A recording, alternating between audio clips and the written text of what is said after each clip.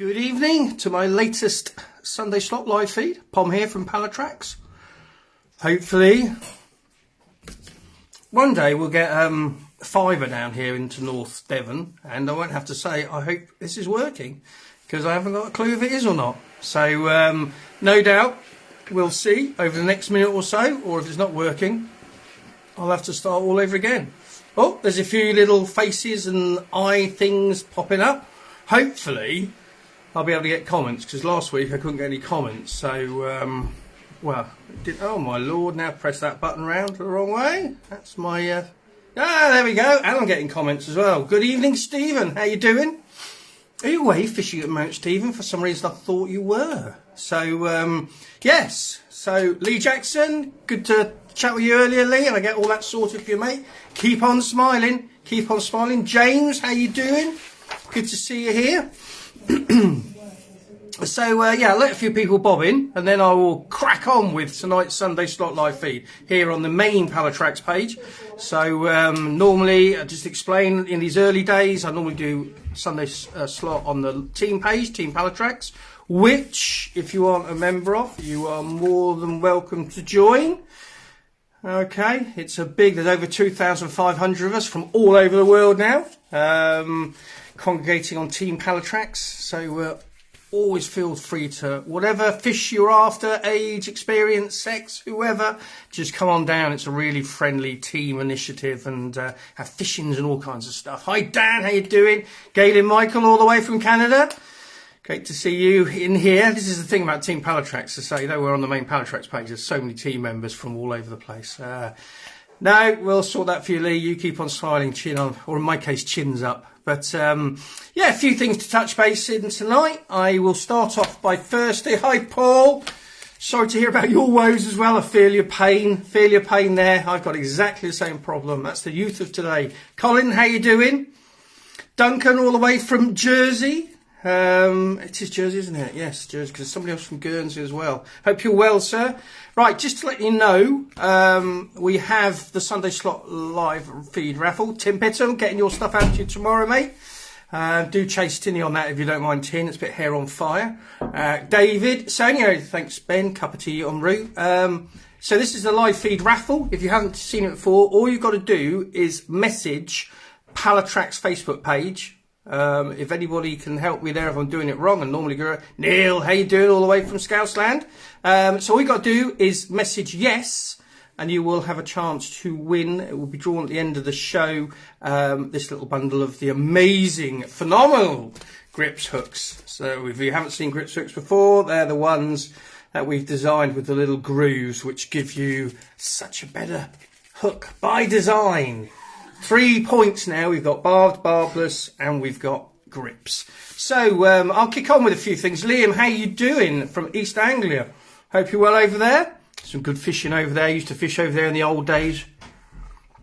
I must admit, I was a member of a club up in Derbyshire, and we used to trundle over to the drains in East Anglia, and I must admit, all I could ever remember was catching these tiny bootlaces of eels, which would slime all your line and make a complete mess and tangle.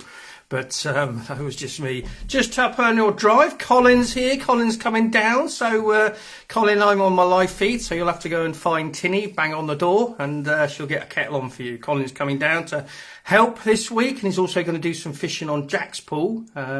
Couple of lads on Jack's pool over the weekend. Ashmansworthy pools.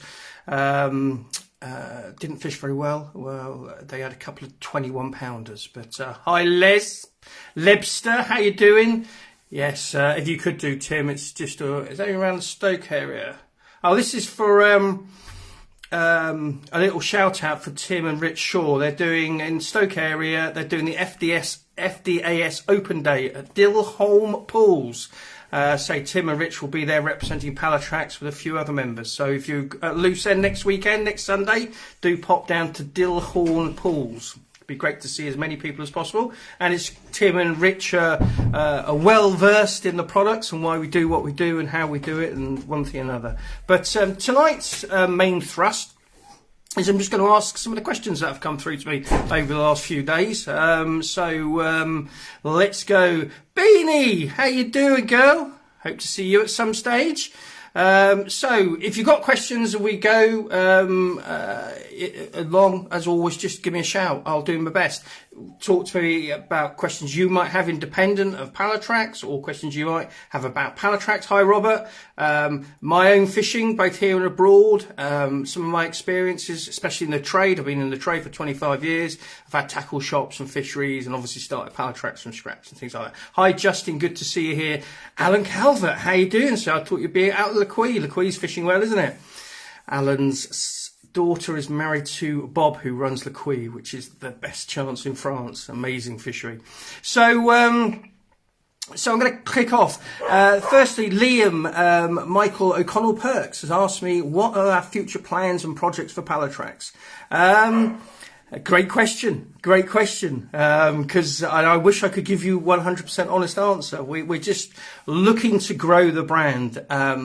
We've got this philosophy, obviously, about the environment. So everything we're going to do is very much focused on, what we do is a benefit to the environment. It doesn't take anything away. So whether it's bait ranges, where we expand on terminal tackle, I'm doing some stuff in the match scene now. I'm certainly doing stuff in the predator scene. That's something that personally interests me. I know it's a small niche market, but it's something. I've just designed a new grips predator hook, which will be out later on this year.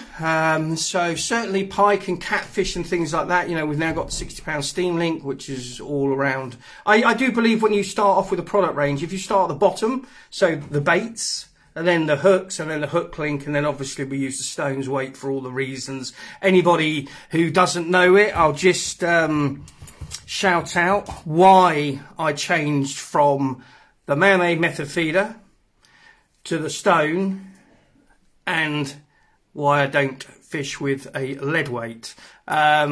Putting the environmental things aside, they're well said. Obviously toxic has got its lead has got its toxins and problems with the environment. But why tactically do I fish with basically what is a rock? Because it's a weight, and all these are weights or ways to carry a method. So I can carry my method on that stone, I can flavour it, but basically all my match angling screams to me all the time. Hi, Brendan, all the way from Canada again. So those are man-made, and that's natural. So I'm replacing that with that, and in the fish's mindset, or in the fish's environment, that doesn't exist. It's that simple, and which is why we're catching all these fish, and catching many a record fish that are obviously really wary of the man-made, and we know they are. We know they can associate by danger. So if you're new here, that is it. That's why we fish with stone. It's a real standalone fishing tactic. That's a standalone fishing tactic. It's a method feeder, cast and hold place. Lead, cast and hold place. Stone, totally unobtrusive, totally non-toxic. Casts, hold place, using the method feeder, yada yada yada. That's it. It's that simple. Anyway, I'll move swiftly on. Where am I missing things? Hi, Stephen. Hope you're well. Why are the inline stones blue? There's black. There's a black version of them, but that's another future project, to be quite honest, Dan. Going on top of Liam's future plans. This winter we'll be building a new machine. We built the prototype, but it's a new way to get more inlines in different colours and things like that. But but really, whatever people like Lee's just said about a lead core leader, or a lead core leader which is free of lead, those things I'm playing around with all the time. I sit on a bit of a kind of, I don't know, like a seesaw. The trouble is, they when they're an advantage, they're an advantage, such products. But when they're a disadvantage, we need to make sure that we're not using them. So, a leader is, the diameter of a leader is really, really wide, isn't it? It's like tubing, things like that. So, sorry if I'm missing questions. I'm bloke, can't do two things at once. So going back to leaders and things like that, definitely have their time and place, and definitely will I be doing more on them. The main thing at the moment, and it's fantastic what you folks are helping us do, we're growing the brand, letting people see that we are doing what we're doing. We've got reasons behind the design. We put performance over profit, etc., etc. So as we grow, and therefore we can grow, because we're a multi-species, particularly me, I like catching anything, whether it's sea, canal, lake, river, whatever, trout or tench or carp or catfish, whatever. I'm up for having a go at anything. And therefore, wouldn't it be nice to actually really drill down, again, putting that kind of philosophy of performance over profit, not saying, well, we can't do that because it's too expensive. Work out, you know, if it's the best way to do it, work out a way of doing it, and then obviously kind of recycling back, which is what we've done. You know, people, you wouldn't believe how much, for example, a stone costs to manufacture and the pain that goes into making it. But if it's the best thing, we want the best thing. Hi, Chris, how you doing? So let me just see if I've missed anything there. I think I'm up to date. So yes, Liam, loads on the plans, new baits. I mean, we're always striving on baits. You know, I think sometimes though you can have too many baits and then you kind of dilute. So, you know, we've got some really good baits, but there's a couple of baits I'm playing around with. The new catfish bait, that will be a mini range which will come out really for next year, but we're just about to start field testing that over the next week or so. Yes, Beanie, he's here. I think he's Tinny's tracking him down. He's out there wandering around somewhere. And then young Sue will be with us as well. Sue runs the marketing side of Pallatrax, so she's coming down. So busy times at HQ from tomorrow morning. So yeah, so nothing's off the table, Liam. Like I say, we've just started to dabble in the match range. Match range is something that, you know, I've known myself. Don't pretend to be the best match angler in the world, but it would be you know, and another area I do want to expand into, because I think a lot of what I've done, because it's all about performance, if you put that into the match scene, you'll end up with some really good match tactics. And we start to see some match anglers realising that, you know, do you want that next year? Obviously, a scale down method meat, or a tiny stone next year hook bait. And people are starting to realise that these are, got lead running down the throat. They are true advantages. So yes, so hopefully that answers you, Liam. I can't give you any specifics other than to say there is a few that we're doing now, but in all honesty, it's a bit of a blank canvas for Pallatrax. You know, there's some things that we're going to struggle to innovate with, like line. You know, I don't believe for a minute we can beat gamma line because of the irradiation process behind it, scientifically proven. So I'm not going to be able to go and source a better line than gamma, so we're happy with gamma. You know, I'm not going to find a better fishing weight than basically a rock. So that's where we are with that. Yeah, exciting times, that's for certain, and nothing's off the table. So there, wish I was there. Oh, it's lovely down here. Lovely down here this evening, being here, just walk around the lakes. All I can say, Chris is saying about stones. Hi, Darren. Revolutionised my fishing, Chris. You know, having that sat next to my hook bait, suddenly realised that why I would catch more fish, why I was catching more fish. But the problem was it was against the narrative. You've got to use man-made. Well, you haven't got to use man-made, obviously, and we've proved that beyond all reasonable doubt. But it did revolutionise not just my catch rates, but the way I started thinking about fish and how they sense things, and all the things I consequently learnt over the last 20-odd years about drilling down into biology of the fish. So, yeah. Evening all, just back from another River Cam. Old Anton's wandering around the River Cam. He's moving soon, so good to see you here, Anton. Hope you had a good day. So Richard O'Connor, right, this is quite an interesting one because it's quite close to my heart, because where I am with my own lakes, Ashmansworthy Pools, yes, Suffolk Wharf Park does, Chris, they're starting to get out everywhere, to be fair, because there was never a lie behind it. It's totally transparent. You know, it just didn't fit with the narrative. The narrative's now changing. People are realising that fish do associate man-made with danger, and if you can get rid of it and replace it with something natural, it makes sense to do so. So yeah, exciting times as well. Fisheries. I had, and I've said to you before, and it's gone on the record, the only reason, and it's interesting because this week I'm doing more filming with carpology, and it's all around the bait ranges, and why. Yes, James. Sorry, James is just saying about what fish can sense, and exactly what you're saying, James. They're incredible creatures, and if you start looking at their chemoreceptors and their olfactory system, you can really realise why carp or all fish are so sensitive within their environment. So yeah, you go for it, Chris. All the best with that. But going back to fisheries, I started Pallatrax purely because I had a fish kill. There was no thought of it. I owned these lakes, and ended up basically doing some very naive things wrong. And one of the things I wasn't doing right and keeping on top of, sorry. Oh, sorry, Neil's just putting a question. I'll let some of these questions come up because they're addressed to you. I haven't seen it, Neil. I was aware that he was doing something like that, but I haven't seen it. So yeah, what you put in the water is either a good or a bad. You're going to have some kind of reaction. You know, it's almost impossible to put something into water that's not natural into water without having some different kind of reaction. So something that's a pollutant will pollute, and that's not just the water quality or potentially the oxygen through to nitrates and phosphates and all these different things that affect.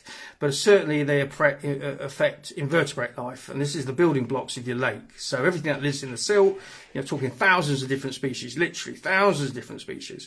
So hence why I don't want people fishing lead here. If you use a lump of lead into the substrate, it creates chaos in the substrate. But obviously the whole bait thing is an anomaly. Now, one of the reasons I know for a fact that we can create problems is because I've lived that dream or that nightmare, so to speak, to see by putting excess of stuff in, which is called bait, which is not registered, etc., huge amounts, different stuff for different species, yada yada. I ended up causing a problem. So, and one of the reasons why Ashmansworthy pools won't appeal to everybody is because you can't come and fish other baits. I'm not saying all baits are rubbish, far from it. But with what I'm doing at Ashmansworthy pools, I want to keep right on top of it. I want to know exactly what everything is, where's it come from. And I suggest if you owned a pond of koi in your back garden, you'd do exactly the same as I'm doing. You wouldn't let people turn up and just put anything in there, which is why I'm there. So we're seeing more and more fisheries actually becoming savvy to this. Now, it does cause a bit of it does cause a bit of a confrontation, to be fair, because anglers, and I can understand, I'm cynical as well, go to a fishery and they say, no, we want you to fish on our fishery pellet, and people have invested in pellet, you know, etc., from other brands or wherever they're getting it from, and suddenly they're not allowed to fish it there. What I would say is caution before going off the deep end and giving these fisheries a hard time. As long as these fisheries are being legitimate, I'd like to think they are, that they're selling you a really good product, that is because they need to make sure they're looking after the fish, giving it food source material, which is right, a proper feed. It's like, I suppose it's like a dog, isn't it? You know, if it's always better to feed a dog better food than rubbish food. But the kind of anomaly you have within fishery is it's the air is the water, and it's very easy to contaminate water. Air outside for us, it can just disperse, doesn't it? But when you're in a contained, like if you just think it like a fish tank, if it's contained and what's creating water quality issues, it can't go anywhere. It's stuck in there. And so more and more people are becoming very savvy to what I dare I say I've been saying for the last 25 years. We need to be very careful what goes on into our fisheries, not only for the environmental point of view, but also from the business point of view. You know, you need to protect your business, because if you kill your fish through, naive approaches to certain products, then we all lose. The environment loses, the fishery loses their business, the local anglers lose access to that. So I'm curious to hear your views on fishery and pellets. I have a sack of Skretting and a sack of Coppins, both regulated fish farming pellets, I would say, as long as they're for coarse fish, which I'm sure will be the same as those flogged on at a venue. Now, what I would say is that's not necessarily true, but it could be true. You'd have to check with the venue, because there is lots of different resources now for where you can get pellets from, and that's really what I would suggest that fisheries want to be doing. They want to be using regulated feed. So Richard's questioning that, and I can understand. Do you feel there's a true benefit to restricting to on-site pellets, or would it be more beneficial for a fishery to let you know their pellet preference instead, so people can purchase before their session? I would suggest that would be very difficult for a fishery to do, because there's so many good pellets out there.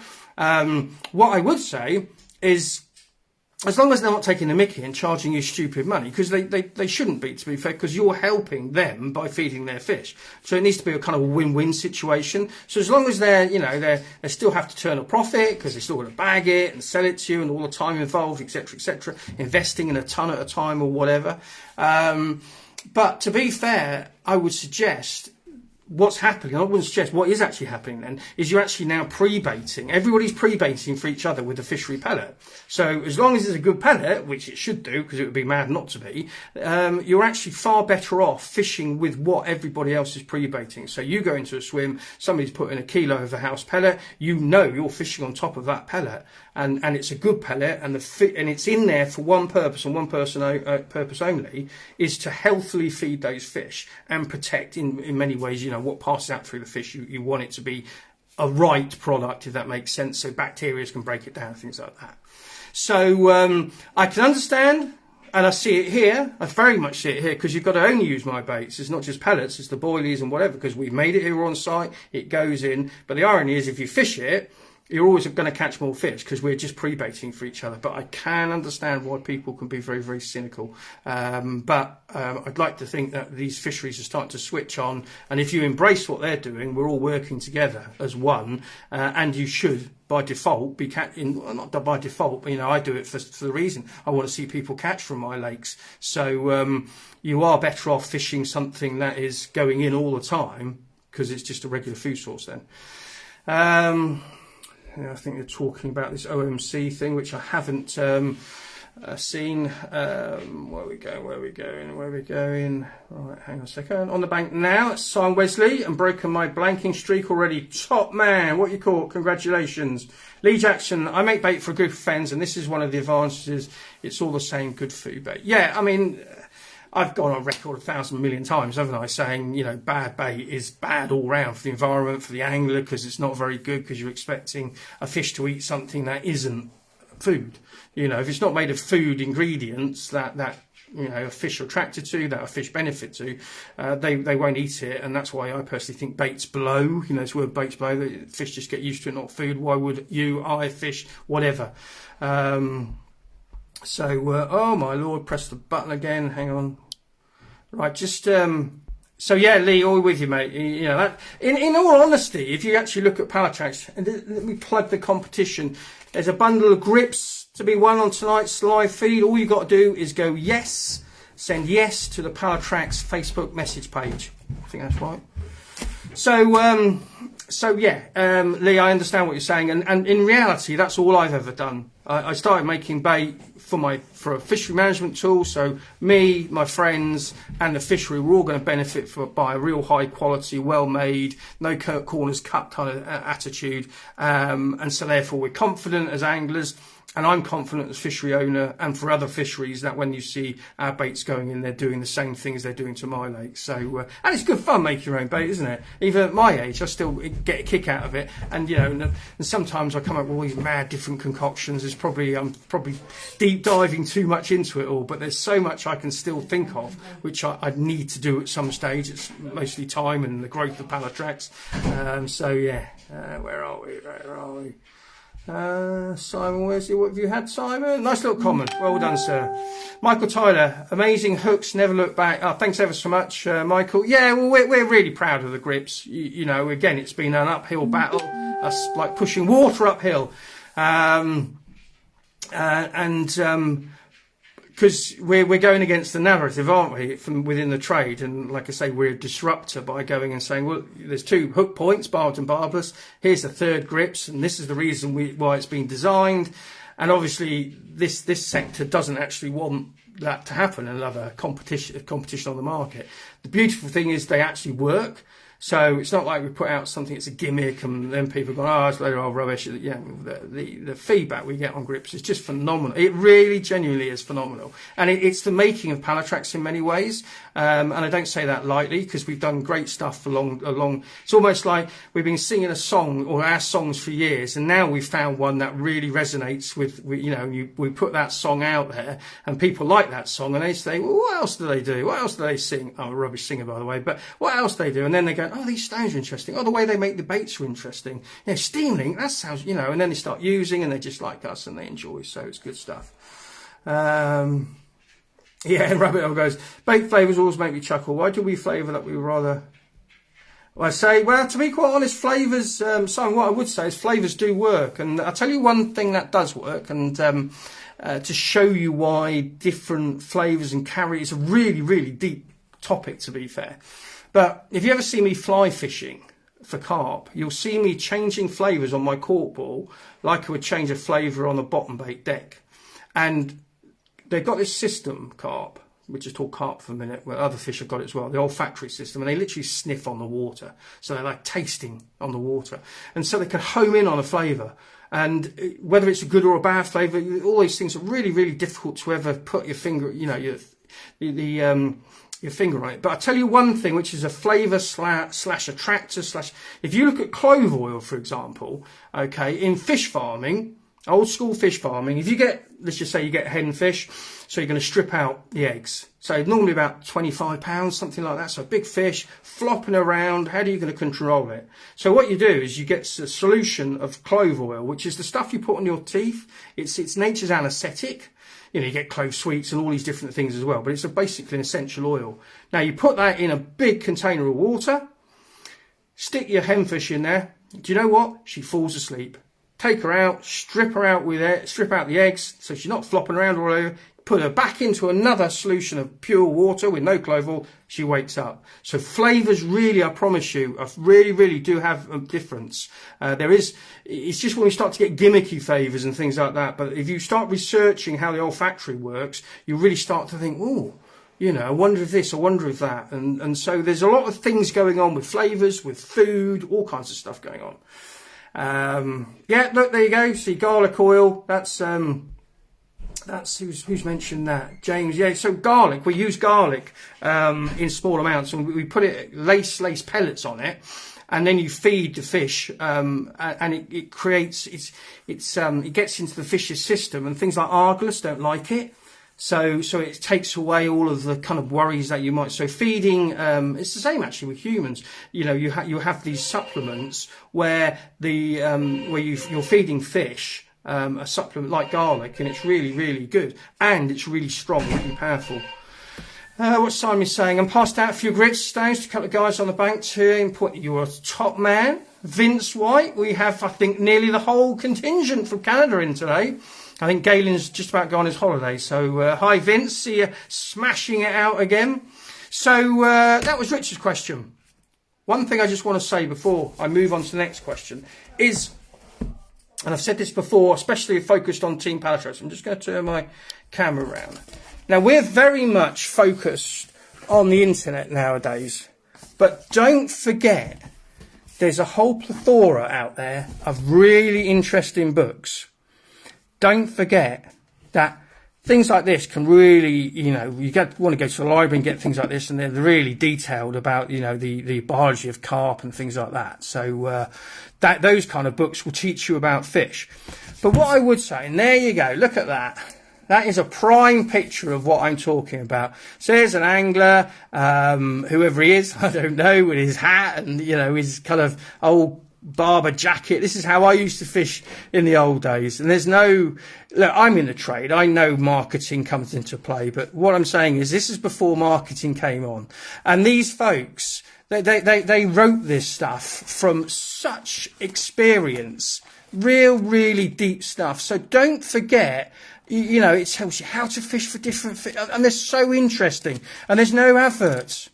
You're not pulled away, but I'm not knocking the industry for advertising or things like that. What I'm saying is don't just focus on, you know, the Google or the YouTube or things like that. Go into some of these shops and you'll see, especially second-hand shops, you'll find some amazing books. And if you said to me, Simon, tell me one book that's impacted on you, many of you might have seen this, might have seen basically the Fisherman's Handbook. It's something that was in the late 70s, 78 I believe it was. Me and my brother got them, and basically you'll see Carol, my mum's name, so they were poked through our door every week. And there's 3 of these, and you can buy them on eBay about 25 quid for the whole set.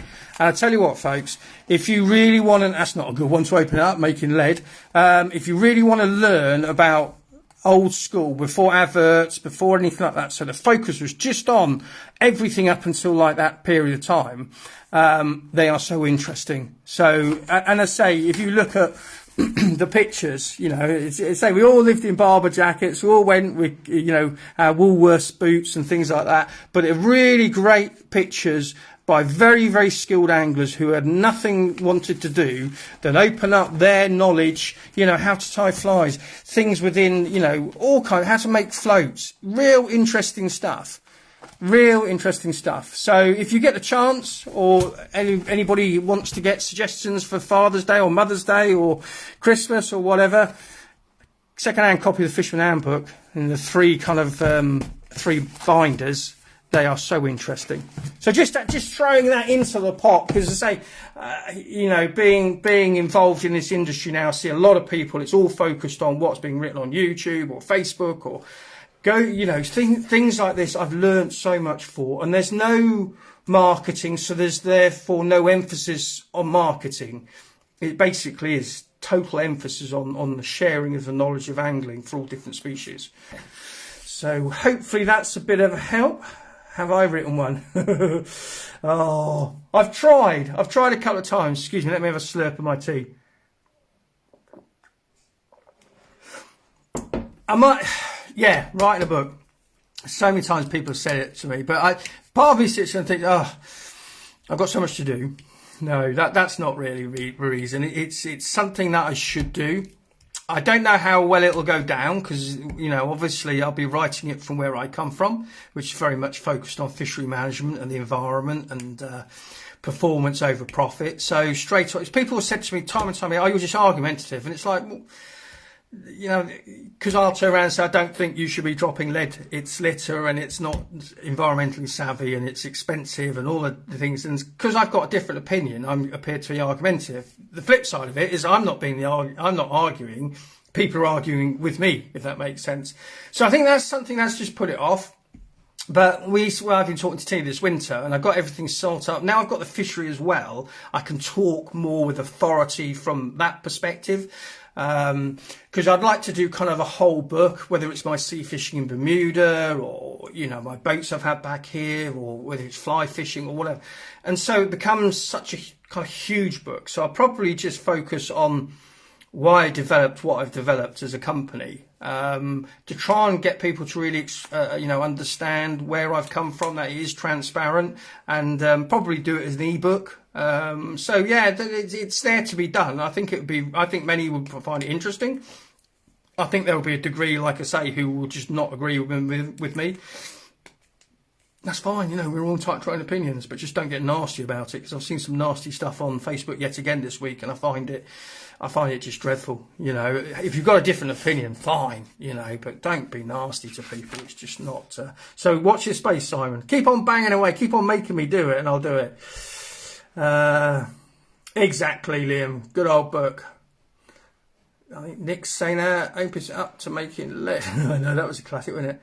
Still got mine. There you go, Paul. Can't go wrong on those. Only fish with Pallatrax, flavoured gloves, etc. Not for the environment, but don't know of any other supplier that I can tell. I can call or contact for advice story. Yeah, I think. Thanks for that. Who's that, Colin? Yeah, Colin. We're always here. I'm not saying other companies don't do it, I think it's one of our key things that.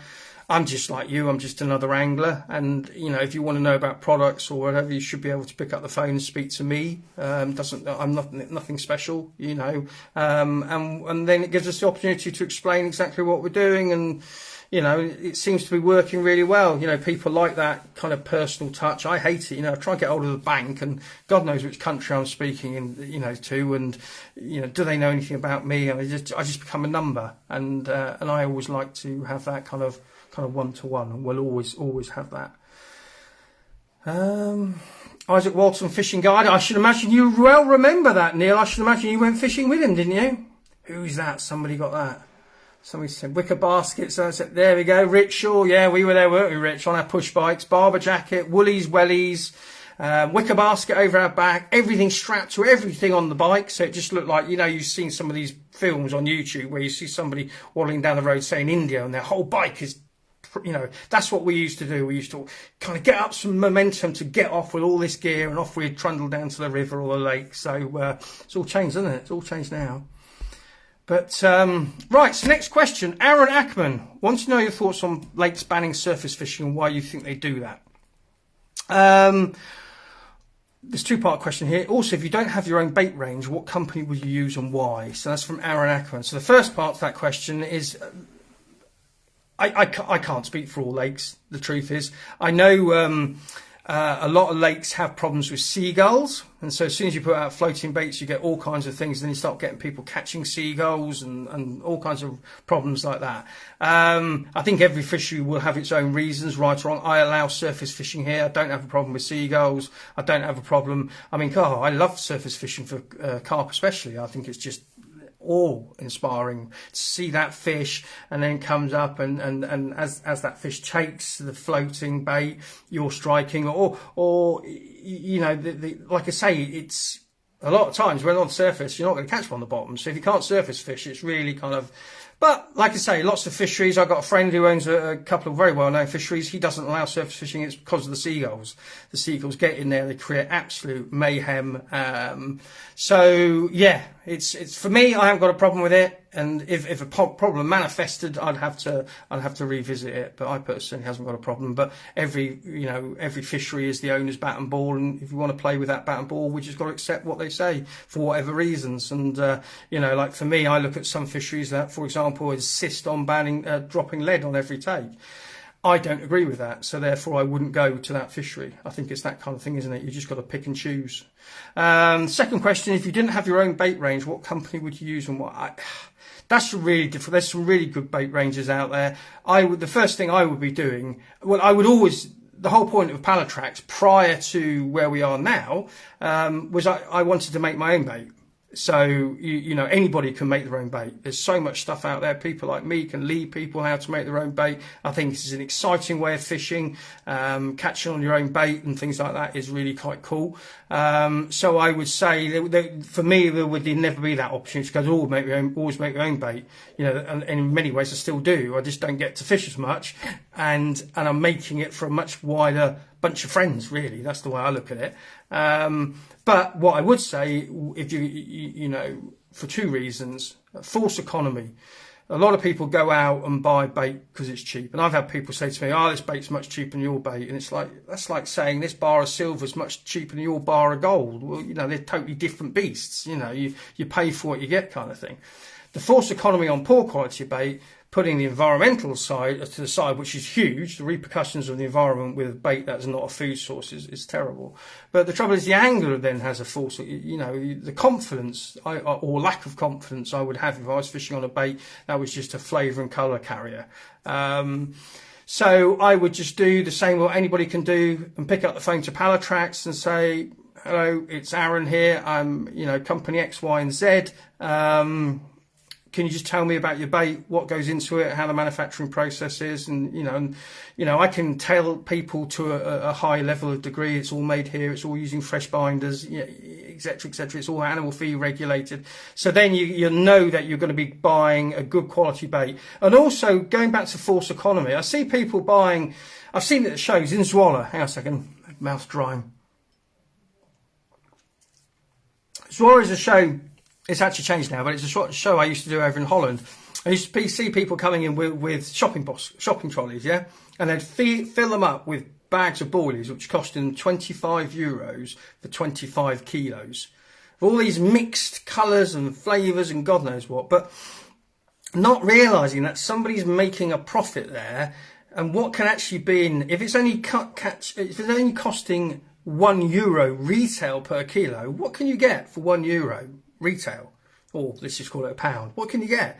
And so people say to me, I say, no, my bait, another good quality bait is good value because you actually use a lot less, because then you start looking into what a fish actually eats, how it eats, how much it eats, its digestive tract and things like that. And so you don't need to use a lot of bait. I say to people say to me, "Well, don't you want to sell me more bait?" And it's like, well, no, because that would be wrong with me. What I want to do is sell you the right amount of bait, because I don't want you coming, for example, to my lakes here, Ashmansworthy Pools, and sticking loads of my bait out, which all that would do is stop the fishing completely, because the fish would have such a huge selection of bait to feed from, such a high nutritional value, and less is more. So it's all about the ingredients. It's all about the ingredients, and that's where I will come with Aaron's question there.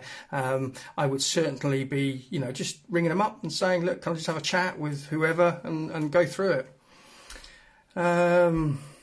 what's that? Mostly, where are we going? So James, it's mostly just wildlife concern. Exactly, yeah. The bird life, about sausage. Would a squab work with a throwing stick? Well, it all depends what you want to do. It'll go the wrong way. But don't. All I say is don't get too much caught up in the throwing stick. Look at things like spoms and other ways where you can get a lot more bait out, a lot more accurate. The throwing stick is something strange to bring up throwing sticks. I can remember meeting. Several years ago, two editors of two very well-known magazines, and I asked them both the question. I wasn't trying to be confrontational. I was trying to get a point across about the shape, why boilies are round, and I said why are boilies round. So one was from Holland and one was from England, and both of them said to me, not on the same platform, I was at the same show, almost looked down at me and said, like, come on, stupid, it's because of throwing sticks. And it's like, we never invented the throwing stick and say, right, now what we'll do is we'll invent a range of round baits so we can throw them out. The throwing stick came after the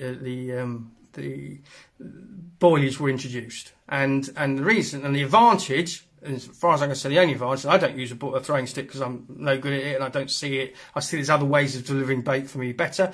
And that's the only advantage of the shape being round. And as I go on quite often, the only reason boilies are round, and it's great to see now other people kind of replicating the squab shape. Seen a few companies now doing that, because it was always the truth. You know, it didn't need to be round. It was only round because it's the most cheapest and economical shape to produce.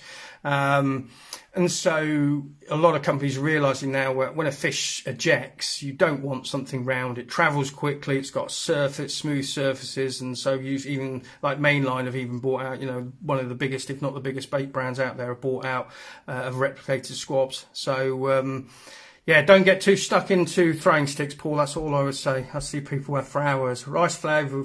Well, this is the trouble, Lee. There's some junk out there, isn't it?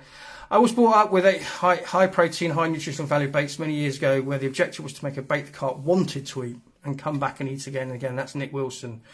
That's why I'm moving my focus. Yeah, well, you're 100% right, Nick. You know, give them what they need to eat, what they want to eat, not what we want them to eat. And that's fun. It's only a couple of different things. It's a bit like the difference between fit and fat is one letter, isn't it? It's either an I or an A. And it's the same thing here. Give them what they need to eat. Give them what they will eat and what they'll keep on eating. Don't put something out there which is just a lure and expect to catch consistently, because you won't. You won't. And don't think by paying, like for me, I'm just going to talk about Pallatrax. So the price of my bait, I don't retail it. I only sell it direct because there's no margin for me to retail it in. And I'm not going to cut corners. I'm never going to cut the quality of my bait because I'm not going to sell you something different that's going to go in my lakes. We're all going to fish on the same stuff.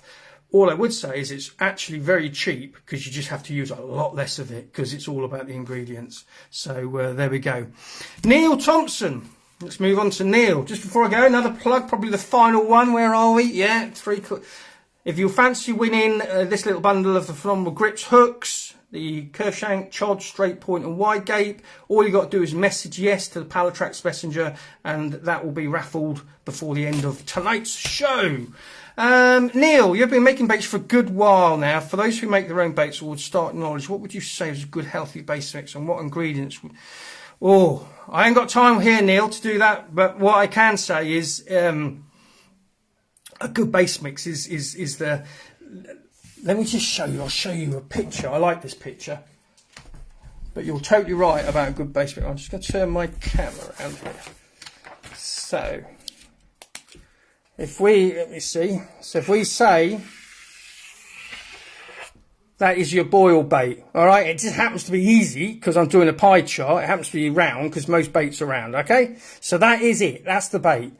Now, the thing that influences, so if we were going to cut that into roughly 100 sections, okay, 100%. So if you did 1% and 1%, that one flavour, that one colour, and these are the main two things that focus. I call it the flawed sniff test. People open the bag, like the colour, love the flavour, buy the bait, think that's going to work. Well, that's not really how it works, especially if you look in fish farming. So what we've got there, okay, and what's really impacting on people is 2%. So what is the 98% made of? And that's the key. What is that 98? And if it's a good, you can get, I tell you what, really good base on its own is just get some really good pellet. So hopefully that makes sense. If you've got any questions, I think that's really good. That pie chart shows you that we are basically getting many angler, and I certainly have. I love white chocolate. So my first ever bait I ever bought was a white chocolate boiling, and caught with my first ever fish on it. Never thought about all these important factors. But if you were going to put me on the spot and say, what is a really good base mix? Go to a company like Coppins or Skretting. I think Skrettings might have pulled out of the UK, but Coppins, okay. And you can buy a 25 kilo sack for, I don't know, 30, 40 pounds, okay. And I'm not saying that's not expensive, but what it is, it's a regulated food source. And what you can then do is, if you buy it in the small enough sizes, you can then actually blitz that through a blitzer. You can get little machines that will crush things and make it into a flour. Okay, flour, people think flour is just a terminology. It's not an ingredient. So you can have all kinds of different flours, yeah, not just bread flour. So you turn that kind of regulated food sourced product into a powder, which you can then add egg and add flavours and add other additives and attractions, and you will have a fantastic base mix. And I've learned personally so much by going into the fish farming kind of arena than anything else. You know, because at the end of the day, there is scientists wearing little white hats and looking at all this stuff. Have you got my thing? The draw? Oh, sorry, Tinny's going to do the draw in a minute. So that's easy, to be quite honest. You know, because that you're going straight to people who really understand about how a coarse fish feeds and is making something. Look at making a really good base out of fish farming pellets, and I've said this to a lot of different people, both the guys over in Canada, in Thailand. You will get a really, really good base, and you will know, because the regulations around fish farming, it's going to be 100%. So hopefully that makes sense. Where is it? My granddad said to me a long time ago, "Taste it, would you want to eat it?" I got a funny story about that. I went into a shop years ago in Reading, when I was more involved in obviously the actual retail sector, and there was a big lad standing behind the counter, all camoed up and things like that, and I said, I've got an appointment. He said, the owner was on the telephone, so he said, "What are you going to show us?" And I said, "I've got these different baits," and one of them was multi-worm, and he said, "I won't ever use anybody bait unless I've eaten it." And I went, not being confrontational, but why would you want to eat angling baits? It's for a fish with a digestive tract and different needs. No, I've got to be able to eat it.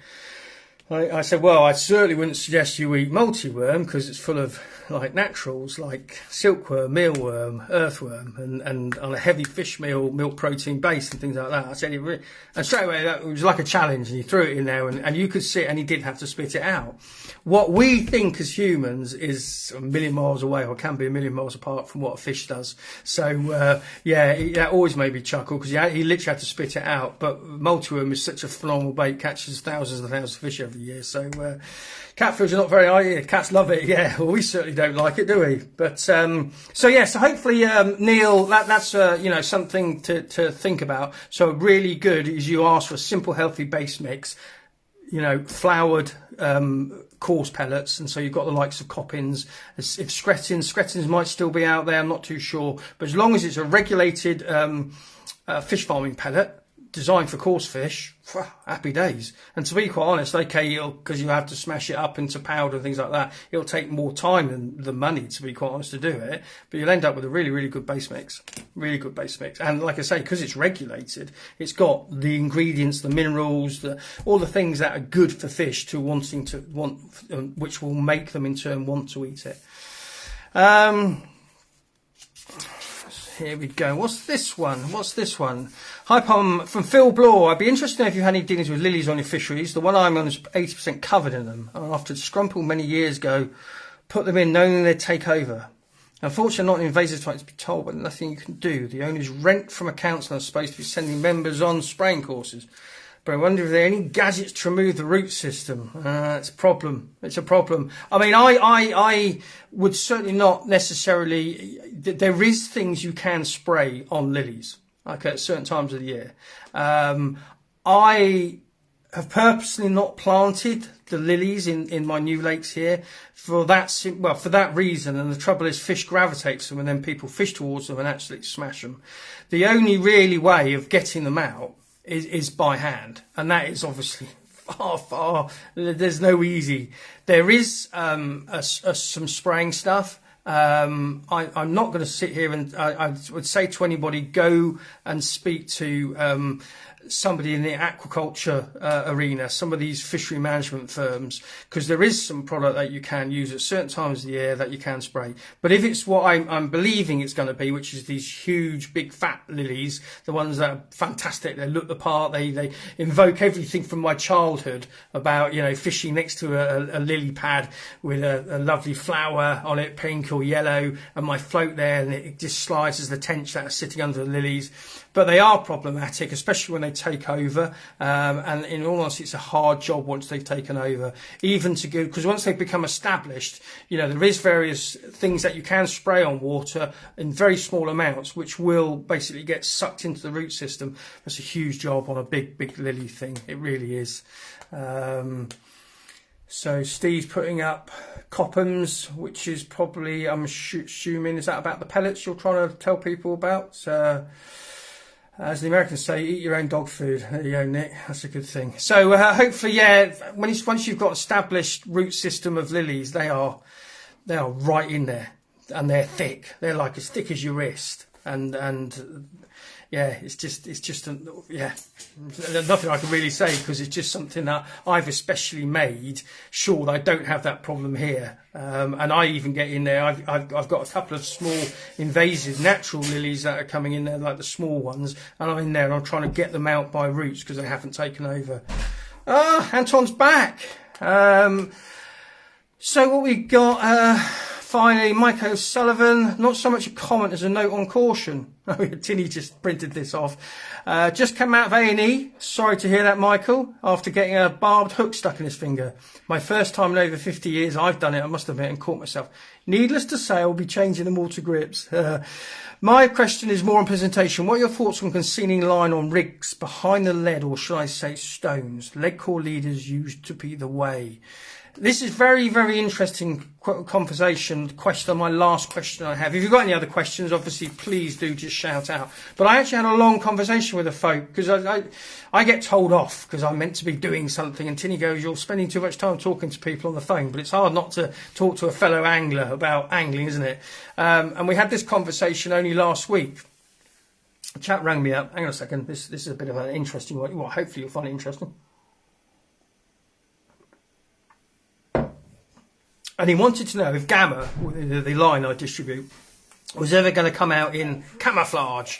And I said, well, what do you mean in camouflage? And it basically, this is camouflage, but I can see it, you can see it. It's just a word. And the fact is that people use it. So we painted the lead green, the fish can't see it because it's now camouflage. It's actually a load of old rubbish. It's, what have I got here? So if you look at that, okay, that's camouflaged. But I can see it, you can see it, and I can tell you well, a fish can sense it. So what you've got that quandary where people are trying to camouflage line when it's impossible to camouflage anything that's man-made. It's there. So all I would say is, in reverse, stick a carrot, the tiniest carrot, on your living room floor, or a tiniest petal or something like that. It's not part of the all man-made environment, so therefore you notice it.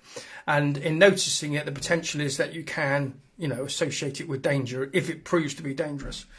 So hence line is a problem. Leaders are a problem, because basically it comes down to line diameter. And again, if you get your heads around this, if you look at, like these traps in the jungle when they set up a bit of fishing line and you walk through it and the grey goes off, that's because we can't see it. But if there was a big rope there, you'd kind of step over it. So the thicker it is, the more likely the fish can sense it.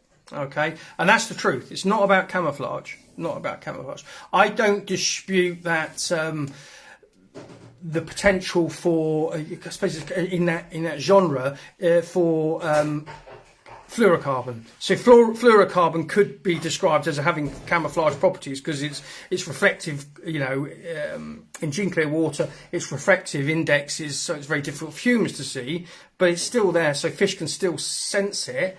But if they can't see it, so it still could potentially be an advantage, is what I'm saying to you. But when it comes to camouflaging lines or leaders and things like that, I'm sorry, there'll be people in the industry that will go toe to toe with me on this. If you farm fish, you're involved in that kind of area, you understand about the senses and different things that fish have going on. Whatever it is, the thicker it is or the bigger it is, they're more likely to sense. That's just, and therefore they can sense its danger. So for me, when I first started fishing stones, I was fishing on these, okay? And my catch rate on a lake I knew really well was going down. I swapped it, eureka moment, I swapped it for that. This was actually smaller than that as well, because what I was doing was using it to wrap my method mix around, and I would cast it out. Instead of having that when my mix broke down, sat next to my hook mate, I had just a stone, and all lakes have stones. Whatever people say, all lakes have to have stones. So it's a bit like lines. So again, if you go to the match angler and you look at how one of the ways they get more bites is by scaling down. And one of those things they're scaling down is the hook. So you're talking some really tiny hooks.